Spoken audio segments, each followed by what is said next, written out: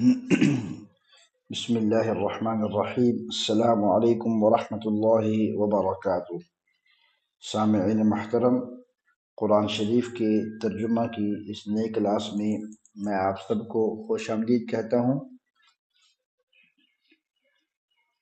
جیسا کہ آپ جانتے ہیں سورۃ النساء چل رہی ہے اور کل کے سبق کے اندر ہم نے آیت المیراث جو ہے اس کو پڑھا کہ قرآن شریف کے اندر ورثاء کے جو حصے اللہ رب العزت نے متعین فرما دیے ہیں وہ کیا کیا ہیں اور کس کو کیا کیا ملنا ہے۔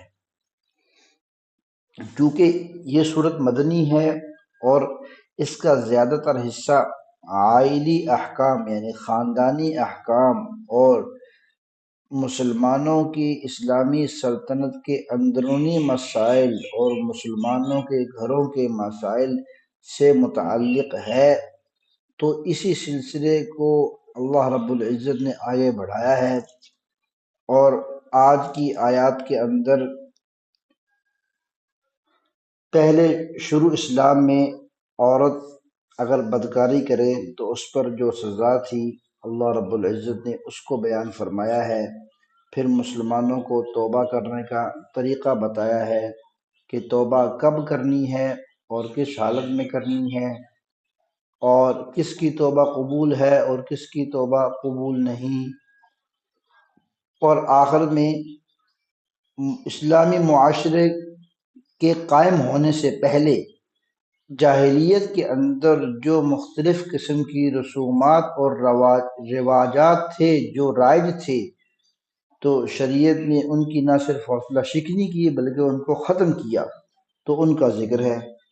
تو اب بغیر وقت ضائع کیے ہم ترجمے کی طرف بڑھتے ہیں، اور ترجمے کی طرف جانے سے پہلے میری آپ سے ہمیشہ یہ گزارش رہتی ہے کہ آپ چینل کو ضرور سبسکرائب کریں اور ویڈیو کو لائک اور شیئر بھی کیا کریں۔ اعوذ باللہ من الشیطان الرجیم۔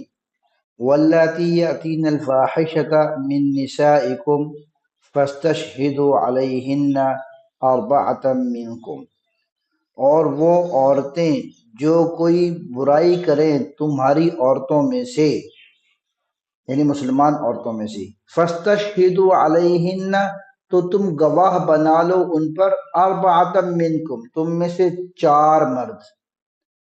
فَإِن شَهِدُوا، پس وہ اگر گواہی دے دے کہ ہاں ہم نے اس کو دیکھا ہے واقعتاً یہ کام کرتے ہوئے، فَأَمْسِكُوهُنَّ، تو اب ان عورتوں کو روک لو، فِي الْبُيُوتِ، گھروں کے اندر، حَتَّى يَتَوَفَّاهُنَّ الْمَوْتُ، یہاں